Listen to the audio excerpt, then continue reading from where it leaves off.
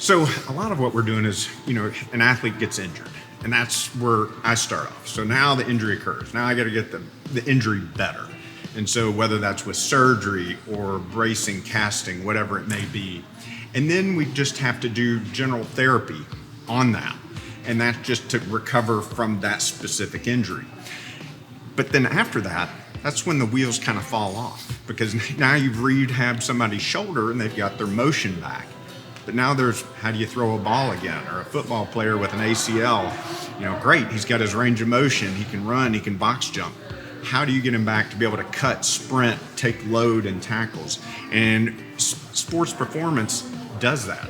They train them for that sport as well as their overall health. But we get that injury, but your job and importance is, how do you get the healed athlete ready to go? Yeah, and there's a definite gap.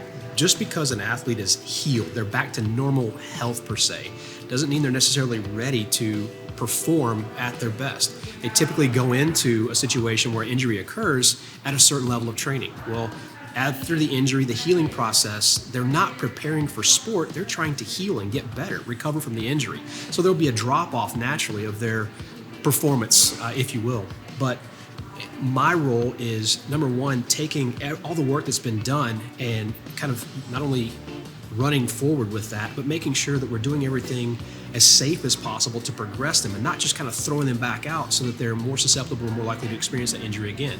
So understanding root causes, if it's a contact-related injury, making sure that we're armoring them with additional muscle and making sure they're more flexible, they can take hits and so forth. But if it's non-contact related, to make sure that they're prepared through flexibility, through strength, through mobility, that their bodies can handle the rigors of their respective sports. Well, you can have, and I think that's, flexibility is really key, because you can have full range of motion but not be flexible. Sure. And dynamic flexibility when you're moving is very important for injury prevention. Absolutely.